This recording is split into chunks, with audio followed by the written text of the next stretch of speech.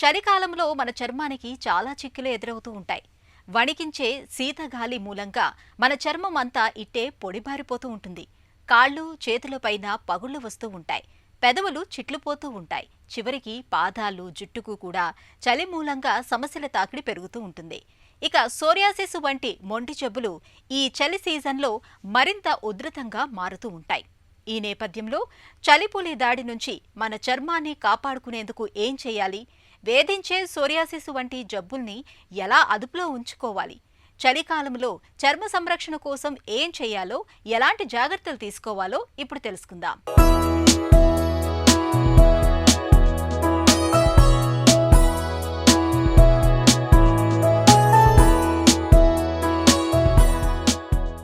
మెల్లగా చలిపులి పంజా విసురుతోంది.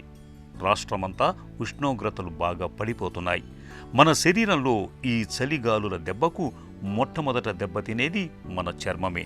ఈ సీజన్లో పొడిగాలుల దెబ్బకు చర్మంలోని వేడి, తేమ రెండూ ఇట్టే ఎగిరిపోతాయి. దీంతో చర్మం విపరీతంగా పొడిబారుతుంది.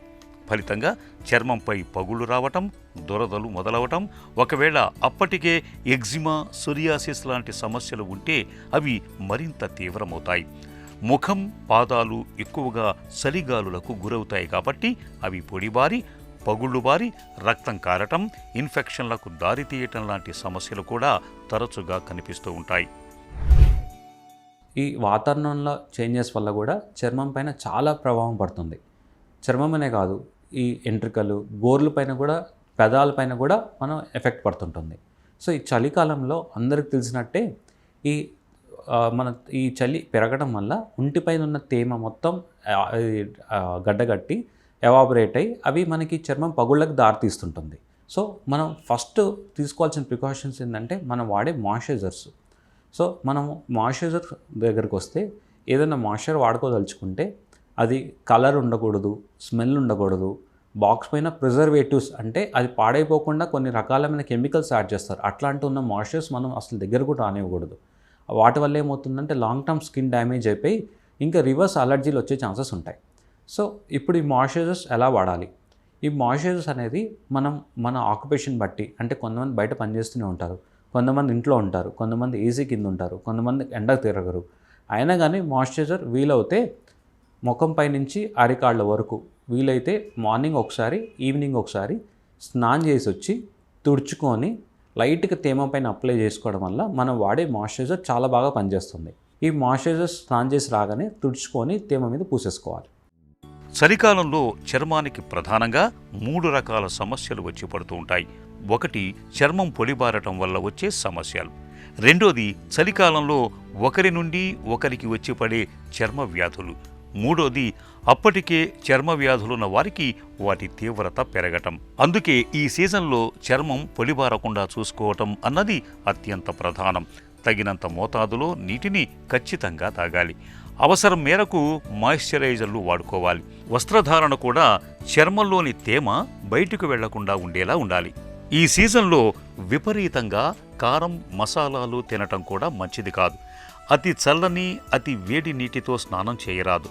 కాస్తంత చర్మానికి చెమట పట్టేలా నిత్యం వ్యాయామం చేయగలిగితే చర్మం ఆరోగ్యం బాగుంటుంది. ఎక్కువగా డ్రై ఉన్న వాళ్ళ స్కిన్, అంటే ఈ మధుమేహం, డయాబెటిక్ వాళ్ళు, ఎటోపిక్ ఎగ్జిమా అంటే జన్యుపరంగా డ్రై స్కిన్, ఇక్తియోసిస్ అంటే జన్యుపరంగా డ్రై స్కిన్ ఉండడం, కొంతమందికి వాళ్ళ వంశపరంపరంగా డ్రై స్కిన్ వస్తుంటుంది. వీళ్ళల్లో మన ఇంట్లో ఉన్న కొబ్బరి నూనెనో లేదా ఆమ్లమో పెట్టుకొని మాయిశ్చర్ పెట్టుకోవడం వల్ల ఇంకా మాయిశ్చరైజర్ ఎఫెక్ట్ వస్తుంటుంది. సో వీలవుతే 3 సార్లు పొద్దున, సాయంత్రం, మళ్ళీ పడుకున్నప్పుడు కనుక అప్లై చేసుకోగలిగితే వాళ్ళు ఎగ్జిమా నుంచి, ఈ దురదల నుంచి, ర్యాష్ నుంచి బయటపడే అవకాశాలు చాలా ఉంటాయి. నెక్స్ట్, ఈ వింటర్లో వచ్చే సోప్స్. మనం సమ్మర్లో ఏదైతే ఆయిల్ తీయడానికి లేదంటే స్వెట్ తీయడానికి సోప్స్ వాడుతుంటాం, అవి అసిడిక్ సోప్స్, అంటే ఎక్కువ నురుగు వచ్చే సోప్స్. సో ఈ వింటర్కి వచ్చేసరికి నురుగు తక్కువ వచ్చే సోప్స్ వాడుకోవాల్సి వస్తుంది. దీంట్లో గ్లిజరిన్ సోప్స్ కానీ, డైమెథికాన్ సోప్స్ కానీ, హైడ్రోనిక్ యాసిడ్ సోప్స్ కానీ వాడటం వల్ల స్కిన్ పైన ఉన్న ఆయిల్ పోకుండా మనకి న్యాచురల్ ప్రొటెక్షన్ అంటూ హెల్ప్ అవుతుంది. మళ్ళీ ఫంగల్ ఇన్ఫెక్షన్స్ ఉన్న వాళ్ళకి యాంటీఫంగల్ సోప్స్ వాడుకోవడం వల్ల తప్పేం లేదు. సో ఈ వింటర్లో నురుగు తక్కువ వచ్చే సోప్స్, ఎక్కువసేపు స్నానం చేయకపోవడం, అండ్ ఇంకా నాకు మెడికేటెడ్ సోప్స్ కంటే చిన్నపిల్లలు వాడే బేబీ సోప్స్ వాడుకోవడం కూడా బెటర్ అని చెప్పొచ్చు. త్వరగా బయటకు వచ్చి మాయిశ్చరైజ్ వాడడం వల్ల స్కిన్ డ్యామేజ్ కాకుండా ఉంటుంది. Second, sunscreens. నాకు చలి ఇప్పుడు ఉంది, ఎండ లేదు కదా, సన్ స్క్రీన్ వాడాలని అడుగుతుంటారు. కానీ చలికాలంలో కూడా యూవీ రేస్ అర్త్కు వస్తూనే ఉంటాయి. 30 SPF నుంచి 50 SPF సన్ స్క్రీన్ మనం రెగ్యులర్గా ఒకసారి వాడుకోగలిగితే ఈ ఎండ నుంచి మనం డ్యామేజ్ అయ్యి ఎండ నుంచి వచ్చే దుష్ప్రభావాలు అంటే ఏజింగ్ కానీ నల్ల మచ్చలు కానీ వచ్చే అవకాశాలు తగ్గించుకోవచ్చు. కంపల్సరీ క్రమం తప్పకుండా వీలవుతే 7 నుంచి 9 గ్లాసులు నీళ్లు తాగడం. లిప్స్ క్రాక్ అవుతుంటే ఇంట్లో పెట్రోలియం జెల్లీ పెట్టుకోవటం. అది కూడా సరిపోకపోతే 15 SPF lip balm doctor consult చేస్తే మీకు అడ్వైస్ చేస్తుంటారు. నీళ్లు తాగినప్పుడల్లా లిప్ బామ్ అప్లై చేసుకోవడం వల్ల కొన్ని రోజులు కొన్ని వారాల తర్వాత ఆ పగుళ్ళు తగ్గడం స్టార్ట్ అవుతుంటుంది. శీతాకాలంలో గాలిలో తేమ ఎక్కువగా ఉండటం వల్ల చర్మం పొడిబారుతుంది.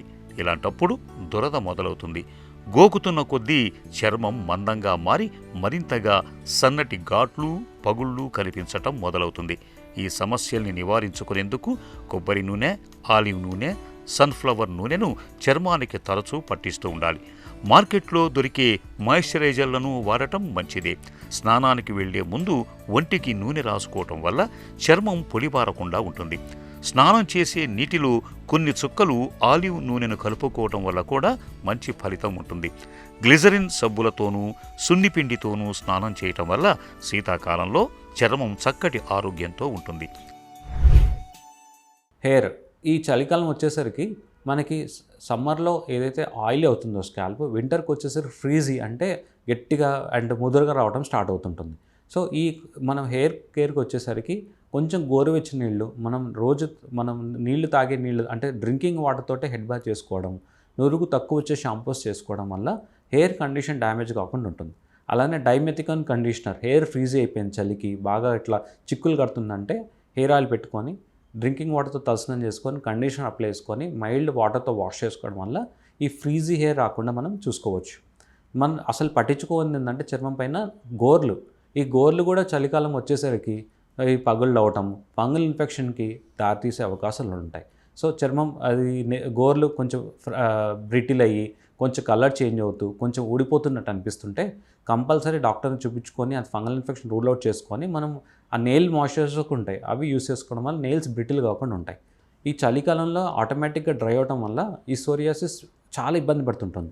సో మనం ఈ సోరియాటిక్ ప్రాబ్లం ఉన్నవాళ్ళు వింటర్ స్టార్ట్ కాకముందే అంటే అక్టోబర్, నవంబర్ ముందు నుంచి అంటే సెప్టెంబర్ నుంచి చలికాలం అయిపోయిన తర్వాత ఫిబ్రవరి, మార్చ్ దాటిన తర్వాత కూడా క్రమం తక్కువకుండా డాక్టర్ అడ్వైస్ చేసిన మాయిశ్చరైజర్ యూస్ చేసుకోవడం వల్ల సోరియాసిస్ అధికంగా కాకుండా లేదంటే మళ్ళీ బయటకు రాకుండా చూసుకోవచ్చు. సోరియాసిస్, ఎగ్జిమా లాంటి చర్మ వ్యాధులతో బాధపడే వాళ్ళు ఈ చలికాలంలో నేరుగా చర్మానికి తగిలేలా స్వెట్టర్లను వేసుకోకూడదు. ముందుగా కాటన్ దుస్తుల్ని వేసుకుని వాటిపైన ఉన్ని దుస్తుల్ని, స్వెట్టర్లని ధరించటం మంచిది. చలికాలంలో ముఖ్యంగా తామర, కొన్ని రకాల ఫంగస్ ఇన్ఫెక్షన్లు ఒకరి నుండి మరొకరికి ఇట్టే ప్రబలుతాయి. కాబట్టి ఇలాంటి అంటువ్యాధుల విషయంలో జాగ్రత్తగా ఉండాలి. ఒకరు వాడిన దువ్వెనలు, తువ్వాళ్ల వంటి వస్తువుల్ని మరొకరు వాడకుండా జాగ్రత్తలు తీసుకోవాలి. చలికాలంలో తీవ్రమైన చలి కారణంగా స్నానం చేసిన ప్రతిసారి సరిగా చర్మాన్ని తుడుచుకోకుండానే దుస్తులు ధరిస్తూ ఉంటారు చాలామంది. చర్మంపై తేమ ఆరకుండానే దుస్తుల్ని వేసుకోవటం వల్ల సంకలు, గజ్జల్లో రకరకాల ఇన్ఫెక్షన్ల తాకిడి పెరుగుతుందని గుర్తుంచుకోవాలి. ఇక బాగా మసిలే వేడి నీళ్లతో స్నానం చేయటం కూడా చర్మానికి అంత మంచిది కాదు. గోరువెచ్చటి నీళ్లతో స్నానం చేయటం మేలు. ఇక ఈ సీజన్లో నిత్యం చెమట పట్టేలా వ్యాయామం చేయటం చర్మ ఆరోగ్యానికి మరీ మంచిది.